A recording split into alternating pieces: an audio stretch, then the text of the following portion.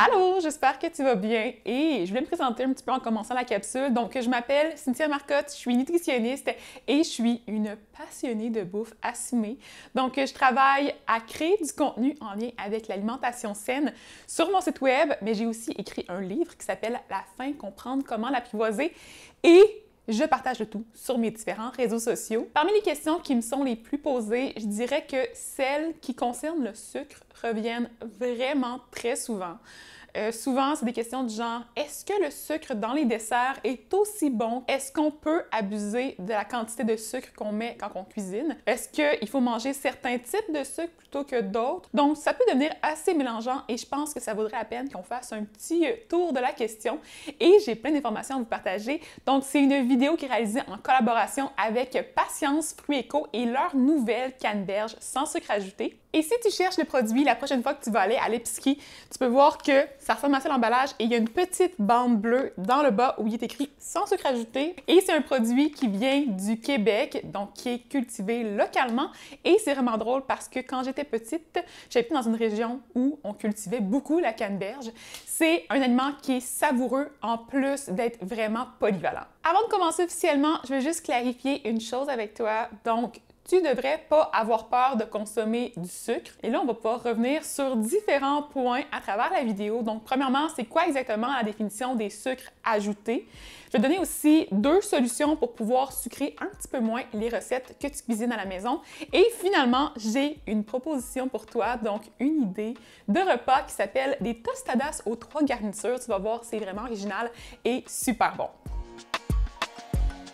Donc, si on parle un petit peu de c'est quoi exactement les fameux sucres ajoutés, en fait, c'est tous les sucres qui vont être ajoutés aux différents aliments, que ce soit par le consommateur, par l'industrie ou par différentes autres méthodes.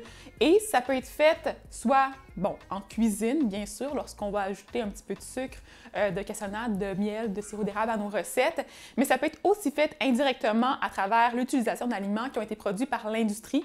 Et des fois, l'industrie va aller ajouter au niveau de la fabrication en usine certains sucres à leurs aliments pour les rendre plus agréables en termes de saveur.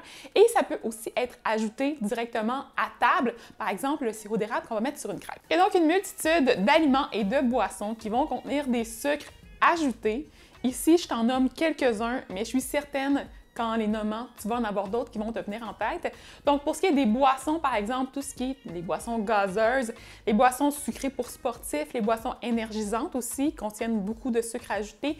Si on parle, par exemple, des granolas, des barres tendres, des friandises, on s'entend, donc les barres de chocolat, les différents jujubes et bonbons. Il y a aussi du sucre, bien sûr, dans les desserts, c'est pas tellement surprenant, donc on le sait qu'il y en a, par exemple, dans le gâteau, dans les biscuits, dans les tartes, dans les mousses, dans les desserts aussi qui sont issus des produits laitiers, par exemple la crème glacée, les autres friandises glacées. Sinon, il y en a dans le yogourt aussi, ceux qui sont sucrés. Il y en a dans les boissons aussi laitières. Donc, dès qu'il y a une saveur, souvent, ils vont ajouter une quantité de sucre lors de la transformation. Et un petit truc comme ça, si tu veux voir la quantité de sucre ajouté que tu consommes, tu peux jeter un coup d'œil à la liste d'ingrédients des aliments que tu achètes et chercher des mots comme, bien sûr, sucre, mélasse, cassonade, sirop d'érable, miel, mais aussi des mots qui vont finir en ose, comme par exemple le glucose, le fructose, le lactose, le galactose, le saccharose.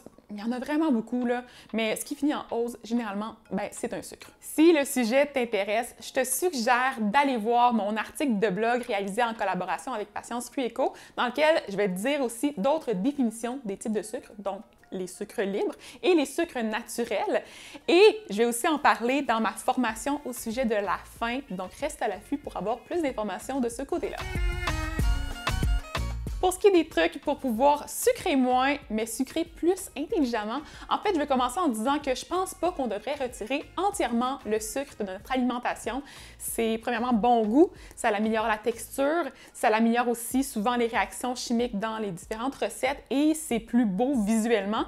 Donc, c'est aussi utilisé comme additif alimentaire dans une variété de produits qu'on retrouve sur le marché. Donc, ça a une raison d'être. Mais j'ai quand même envie de te proposer des alternatives qui vont pouvoir t'aider à manger peut-être un petit peu moins de sucre et à adapter tes papilles aux saveurs réelles des aliments. Donc, ma première solution, c'est vraiment de cuisiner plus souvent tes sauces et trempettes à la maison. Dans la recette qui va être présentée à la fin de la vidéo, tu vas voir que j'ai utilisé une de mes bases favorites de sauce végétale qui est faite à base de tofu soyeux, mais le tofu soyeux qui est ferme. Donc, il y a plusieurs alternatives disponibles sur le marché, mais la version qui est ferme contient plus de protéines que les autres, donc elle va être plus soutenante. Et dans la recette, j'ai aussi ajouté des fines herbes, donc de la coriandre, et j'ai mis du jalapeno avec de l'ail et ça fait vraiment un super bon mélange. Tu pourrais reproduire le concept avec les épices et les fines herbes de ton choix et adapter à tes propres préférences en prenant le temps de goûter en cours de production. C'est vraiment simple, tu prends une petite bouchée, si ça goûte pas ce que tu veux, tu ajoutes autre chose. Mon deuxième truc, c'est d'utiliser des fruits frais ou des fruits séchés pour pouvoir donner plus de saveur, de dimension à tes plats sans ajouter une tonne de sucre supplémentaire. Par exemple, j'aime beaucoup utiliser les canneberges comme ça de Passions Fruits Eco. Ça me donne une petite note un peu acidulée, sucrée quand même parce que les canneberges contiennent naturellement du sucre et je peux avoir aussi beaucoup de fibres puisque dans un quart de tasse de canneberges séchées, on va aller chercher 20 grammes de fibres. En regardant la liste d'ingrédients du produit, tu vas aussi pouvoir remarquer qu'elles contiennent des ingrédients d'origine végétale qui sont là pour assurer une texture moelleuse et un goût agréable au produit final. J'adore utiliser les fruits. Donc, à travers mes recettes qui sont autant sucrées que salées, je pourrais mettre par exemple des fruits séchés dans une salade de pâtes, dans une salade de grès entier. Je pourrais en mettre dans une garniture pour un sandwich, en mettre dans un mijoté, l'utiliser pour faire des sauces aussi, comme j'ai fait juste après. Dans le fond, j'en ai mis un petit peu dans mon mélange avec des haricots rouges, des épices, de l'ail. J'ai fait une belle purée avec ça et on peut réutiliser la préparation dans une variété de recettes et même la prendre comme base pour une trempette.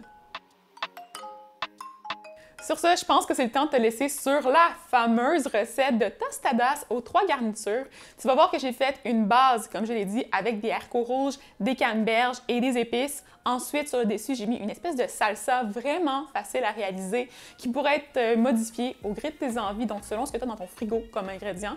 Et par-dessus, il y a la fameuse petite sauce verte épicée qui est vraiment folle. Donc moi, je la conserve aussi au frigo pour pouvoir agrémenter différentes garnitures. Donc tu vas voir que je pense que tu vas vraiment aimer ça. Et là, si tu n'as pas de tostadas, donc la croustille de maïs là, qui va au fond, ben tu peux prendre aussi des croustilles de maïs en plus petit format et te faire une belle assiette avec la garniture sur le dessus. C'est vraiment simple. Ou tu peux prendre des tortillas et les faire griller au four jusqu'à ce qu'ils soient bien croustillants.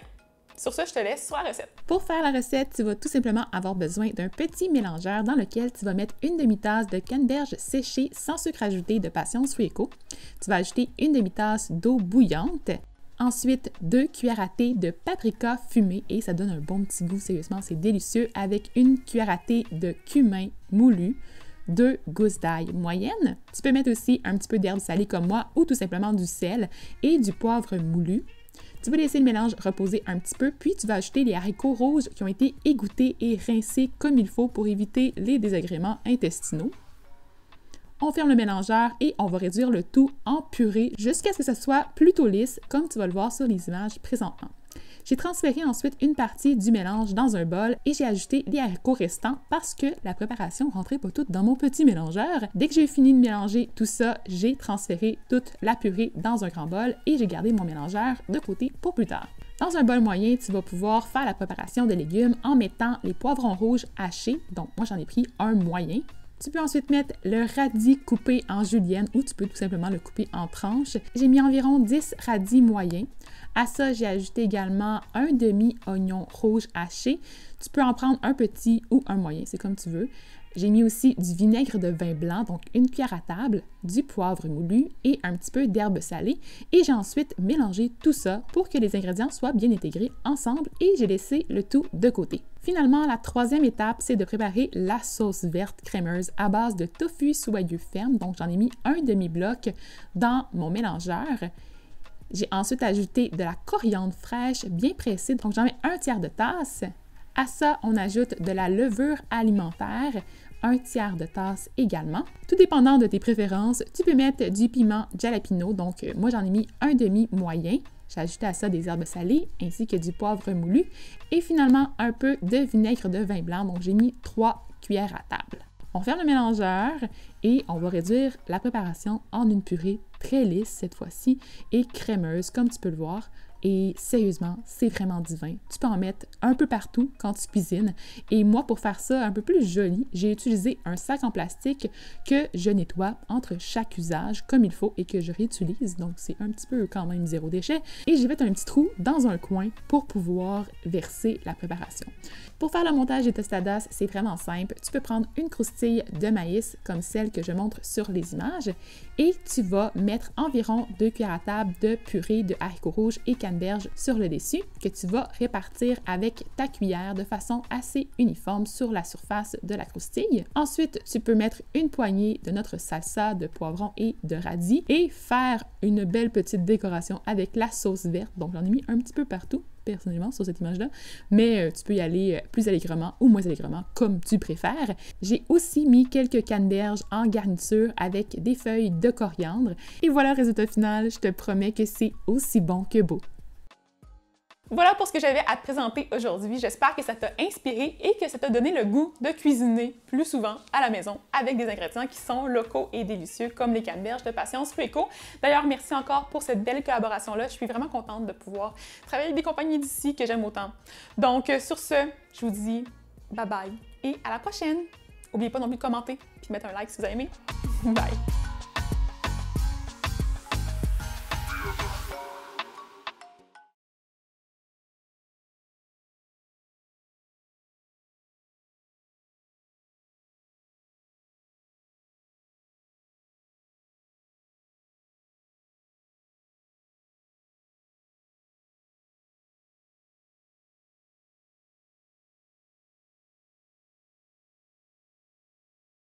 Allô à toi! Donc, c'est vraiment un plaisir aujourd'hui de refaire des vidéos plus classiques sur ma chaîne. C'est un projet qui était en fait prévu dans le cadre de l'Expo Manger Santé qui a finalement été annulé malheureusement à cause des événements des derniers jours, dernières semaines. Donc, comme tu le sais, probablement la situation est assez critique en ce moment, donc on est plusieurs à rester à la maison.